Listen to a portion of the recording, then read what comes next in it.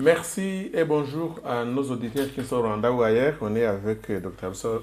Badiricha. Aujourd'hui, on va avoir une émission dans la langue française et on va d'abord parler de l'expulsion des trois diplomates français qui étaient au Burkina Faso et sera suivi l'expulsion des militaires français qui a été dans les mois passés.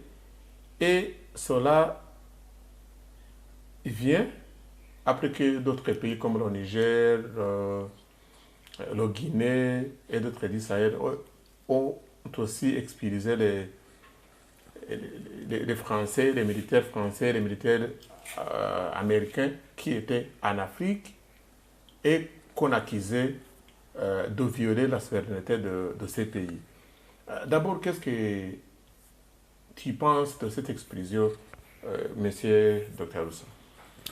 Merci. Permettez-moi de saluer tous ceux qui sont branchés sur le Safrica TV. Ils ont parfaitement raison s'ils aiment l'Afrique. La question d'expulsion des diplomates français, ce n'est pas étonnant. Le vent de la révolution souffle et ça ne s'arrête pas. Tout le Sahel commence à combattre pour leur souveraineté. C'est un changement appréciable en Afrique. Nous sommes heureux. Il faut que ça change. Oui, c'est vrai, comme tu le dis, on a expulsé les trois diplomates qui n'étaient pas précisément des diplomates parce qu'ils étaient plutôt des politiciens ou des agents de renseignement. C'est DGS, Service de renseignement extérieur de la France. Il est partout en Afrique, comme le CIA est partout en Afrique, comme l'État est partout en Afrique, comme les militaires de l'Occident, ils sont partout en Afrique, uniquement pour déstabiliser l'Afrique. Donc, je remercie, je félicite nos chefs d'État d'Israël. Si les autres présidents africains emboîtent le pas, ça serait agréable en Afrique. On peut libérer l'Afrique. Ces gens, ils faisaient des réunions secrètes qui ne sont pas normalement dans le métier de diplomate. Ce n'était plus des diplomates. Il fallait réellement les chasser. Mais la France, bien sûr, n'est pas contente parce que le président de la France a dit que c'est illégal. Bien sûr, ce qui n'est pas aux intérêts de la France, ce qui n'est pas aux intérêts de l'Occident, il est toujours illégal. Il faut s'habituer. Il ne faut pas qu'on nous trompe. On sait, on maîtrise les façons de faire. Ces gens, ils voulaient tout simplement détruire le Burkina Faso. Comme ils ont essayé de détruire Mali au début, comme ils ont essayé de détruire Niger, il n'y a rien qui peut vous étonner. C'est normal. Donc, tu peux exporter que d'autres pays africains peuvent expulser aussi les diplomates des pays européens. Il n'y a pas de diplomatie. Je vous ai dit depuis longtemps qu'il n'y a pas de relations diplomatiques avec l'Occident. Comment tu peux avoir des relations diplomatiques avec quelqu'un qui te nourrit, avec quelqu'un qui t'impose ce que tu dois faire. C'est ça. Qui te considère comme un esclave et un colonisé. Il n'y a pas de diplomatie. Il n'y a pas de diplomatie. On n'a pas besoin de relations avec l'Occident. On n'en a pas besoin. Et c'est le toi, que font les ambassades des pays européens en Afrique? On les impose. Ils sont pour d'autres services. Par exemple, imaginez, rappelez-vous quand Sankara est mort. Le médecin qui a construit le certificat de décès, qu'est-ce qu'il a écrit? Il a écrit que Sankara est mort d'une mort naturelle. Imaginez, quelqu'un qu'on avait criblé 12 balles. Mais le médecin, docteur de la médecine, il a écrit Sankara est mort d'une mort naturelle. Quand même, c'est honte, ça fait honte. Ça fait honte. Mais les Africains, on trouve ça normal. C'est un crime. Normalement, il devait être poursuivi par la justice. On a tiré 12 balles pour tuer Sankara. Le médecin a établi un certificat de décès. Il confirme qu'il est mort d'une mort naturelle, donc d'une mort clinique. Et tout le monde Et les a été Burkinabés sensible. ont accepté ça? Non, c'est pas seulement les Burkinabés. Le Burkina Faso n'existait pas. C'était la France, c'était Mitterrand. Si Compaoré était là, toute l'Afrique devrait crier. C'est pas même seulement toute l'Afrique, tout le monde devrait crier, mais Et pourquoi des Africains comme Kadhafi n'ont pas condamné la France? non, Kadhafi il n'avait pas de poids. Même tous les panafricains ont crié, mais on n'a pas de poids. Et aucun Africain qui a de poids. Normalement, le monde entier devait condamner ce Français. Mais le monde entier est contre l'Afrique. Dans ce temps, on a tué Sankara. Personne n'a. Personne n'a. Même il y avait le Iwa. Qu'est-ce qu'il a dit? Personne n'a pipé mon. Personne. Donc Sankara devait être. On a aussi tué Kadhafi. Aucun président africain n'a. Aucun président n'a contesté. Parce qu'il y a même des présidents qui ont participé. Par exemple, le président de Côte d'Ivoire, Houphouët-Boigny, il était dans le complot. Houphouët-Boigny, il était dans le complot. Et pour le moment. Pour le moment, tu vois, Blaise Compaoré et Côte d'Ivoire, chez Ouattara. Et on l'a condamné de. Oui, on l'a condamné, mais il est libre en Côte d'Ivoire.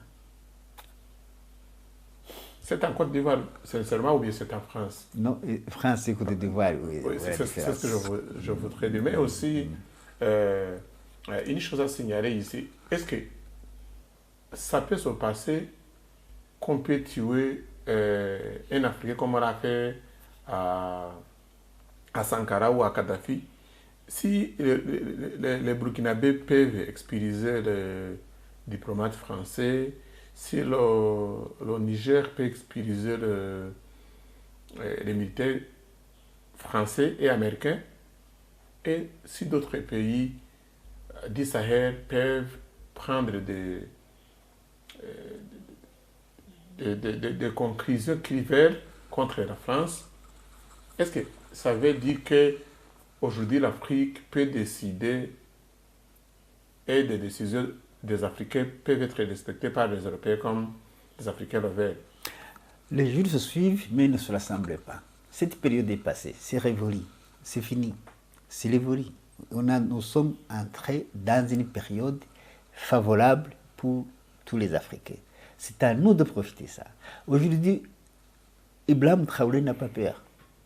Nous n'avons pas peur que Ibrahim Traoré peut être tué comme Sankara. Il n'y aura pas une nouvelle Libye en Afrique. Donc, le monde a changé. Il y a un changement qu'on doit saisir et se libérer. Sinon, aujourd'hui, ces pays-là, les 3 pays du Sahel, ne seraient plus. Donc, l'OTAN aurait détruit tout ça. Mais l'OTAN, aujourd'hui, il n'est pas capable d'attaquer ces pays parce qu'il y a les vétos. Il y a les vétos de la Russie, il y a les vétos de la Chine. Avant, c'était comme l'Amérique travaillait seule, avec l'Occident et gouvernait le monde. Et si l'Occident gouverne le monde, c'est qui le monde? L'Occident, c'est qui le monde qui le gouverne? L'Occident, c'est comme un marteau, il écrase l'Est du monde. Donc, y compris l'Afrique et le tiers-monde. Vous avez vu comment on a détruit l'Yougoslavie, par exemple. Donc, comment on voulait détruire, comment on a, le printemps arabe, tout le monde sait. On a voulu détruire l'Éthiopie. Aujourd'hui, ce n'est plus possible. Donc, ils n'ont pas raison d'avoir peur. Ces 3 présidents n'ont pas peur aujourd'hui. C'est pour cette raison que Niger a chassé les militaires, les bases militaires américaines, les bases militaires françaises.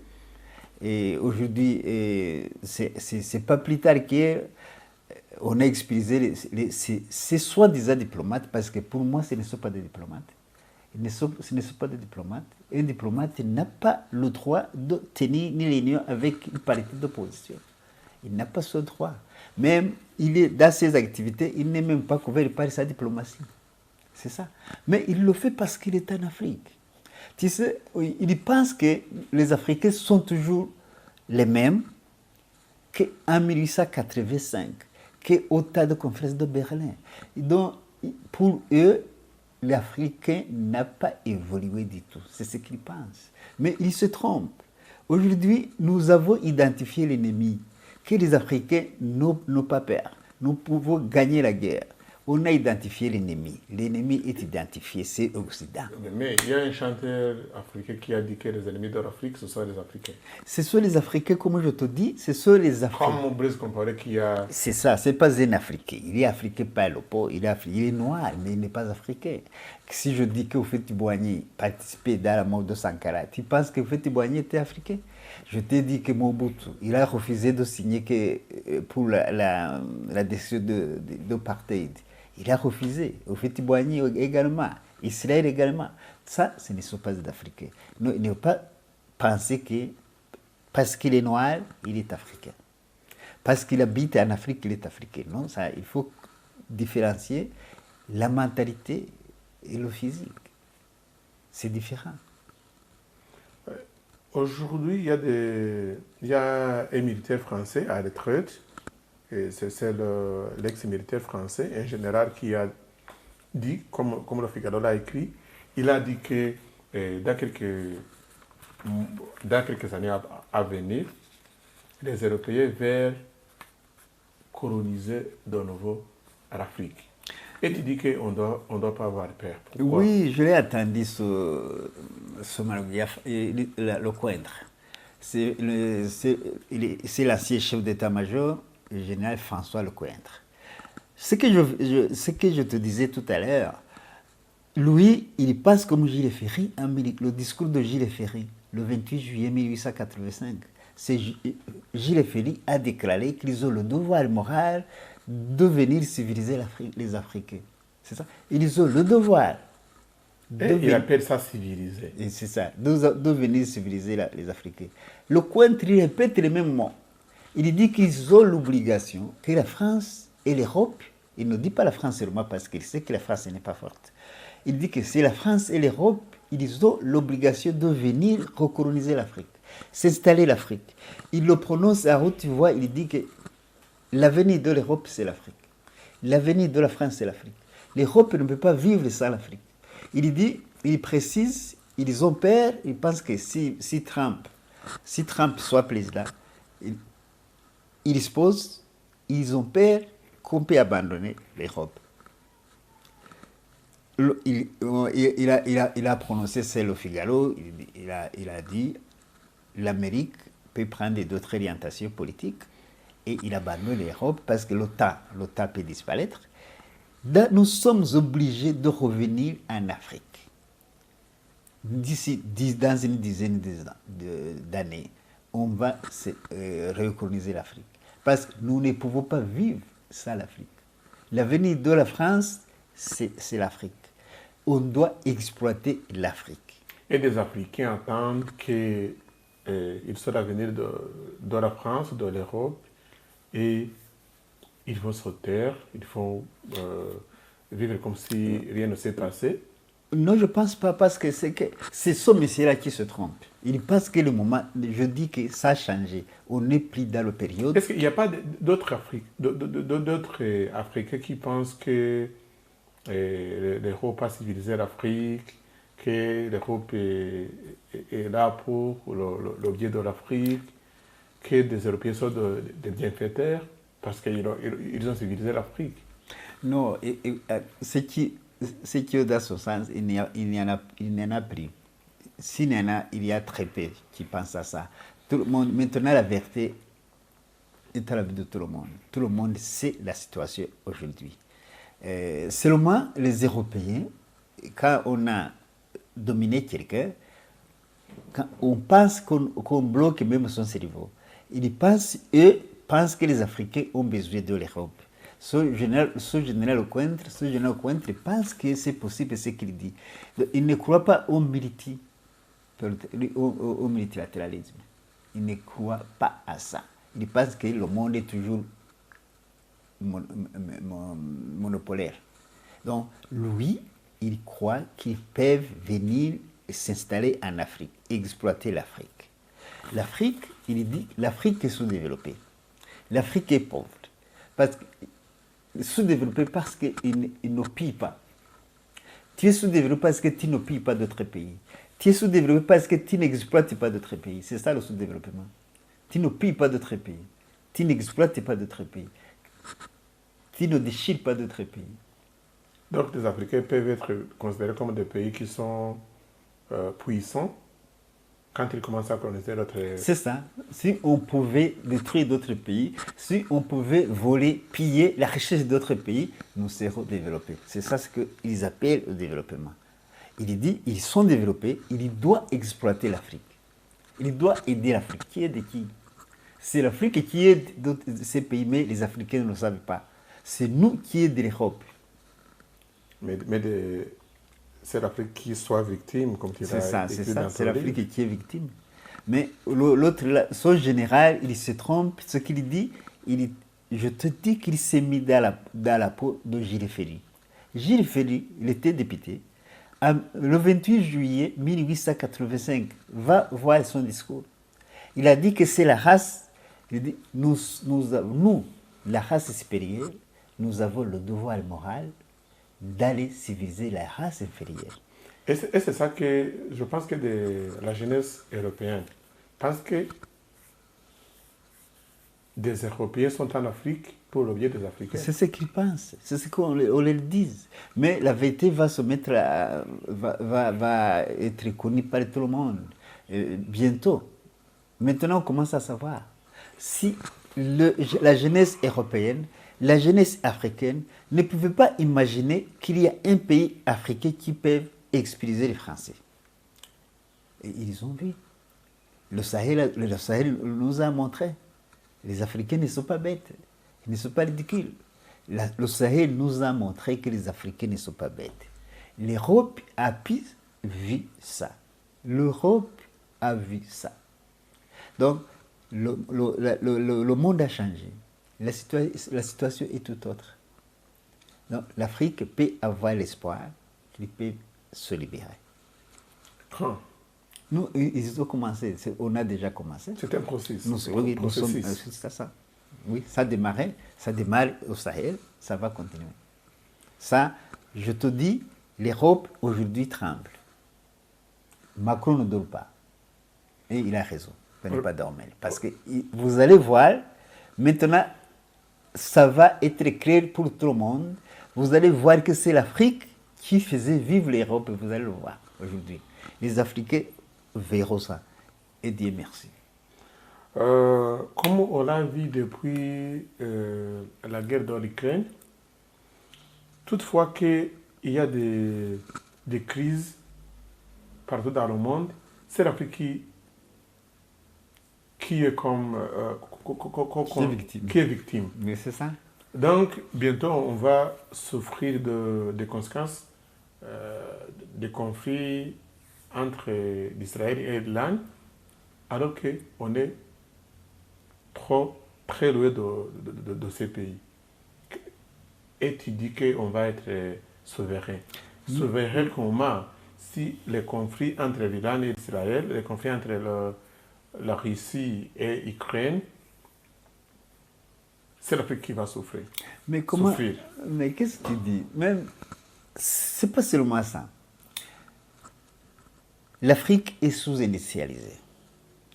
Les pays occidentaux sont industrialisés. Ils détruisent l'environnement. Oui. Mais on dit que l'Afrique doit maintenir le réchauffement climatique. Il dit que c'est l'Afrique qui est responsable du réchauffement climatique. C'est ce que le Cointre dit. Le Cointre dit que l'Afrique est menacée par la démographie. Il faut beaucoup d'enfants. Le continent africain, c'est le continent le moins peuplé. Il est sous-peuplé. Mais il dit, il y a une explosion démographique, on doit faire tout ce qui est possible pour limiter la naissance en Afrique. C'est ça, non? Donc, tout ce qui est, nous sommes responsables de tout ce qui est négatif. Le changement climatique, ce n'est pas nous. Ce n'est pas nous qui détruisons l'environnement. Ce n'est pas nous qui faisons beaucoup d'enfants. L'Afrique, c'est le continent le moins peuplé. Mais ils le disent et les Africains acceptent. Ce n'est pas les Africains qui empêchent l'Europe de faire des enfants. Aujourd'hui, on a déjà mis, presque dans tous les pays d'Europe, même en Amérique, les lois qui autorisent l'avortement. Ce n'est pas nous. L'Afrique a besoin d'enfants. Nous avons besoin des humains, nous avons besoin des industries. Mais on dit que c'est nous le problème. Il faut qu'on soit souverain pour éviter tout ça. On ne dit pas, on dit pourquoi? Parce que nous ne sommes pas libres. On va laisser la parole à l'audience qui va nous dire comment ils pensent. Est-ce que l'Afrique va être souveraine quand et quand est-ce que des influences européennes vont stopper en Afrique? Non, en fait, on peut les aider, on peut aider tout le monde, sauf celui qui ne veut pas voir. Ça a commencé déjà. L'Europe, l'Occident est en déclin. Je t'ai montré la fois passée le géopoliticien français Boniface Pascal, quand il a écrit Le Requiem pour le monde occidental, ce qu'il disait, les Européens savent qu'ils ont dans une situation de déclinaison. L'Afrique se libère, c'est le moment où jamais nous sommes en train de se libérer. Vous avez vu le Sahel, comme je le dis tous les jours. Vous voyez le Sénégal se libère aussi. Bientôt c'est Tchad. Donc, c'est pays par pays, étape par étape, l'Afrique va se libérer totalement, bientôt. Méfiez-vous, je vous garantis que l'Afrique va se libérer. Nous avons la chance, il y a l'équilibre qui s'est en train de s'établir dans le monde entier. Le monde, la puissance n'est plus d'un seul côté de l'Occident. Aujourd'hui, il y a l'équilibre, il y a les razzies, il y a les razzies qui peuvent bloquer l'Occident. Donc, on n'a pas le monopole de la parole. L'Occident qui nous a écrasés depuis des siècles, depuis 600 ans, et depuis 6 siècles, et il n'a plus de force pour continuer à nous marcher dessus. Nous allons bientôt, je vous garantis, nous allons bientôt nous libérer, sois sûr. Et Dieu merci. Merci à tout le monde qui a suivi cette émission et merci à Dr. Elsa qui nous a aidés dans cette émission. À la prochaine occasion. Merci. Merci à tout le monde.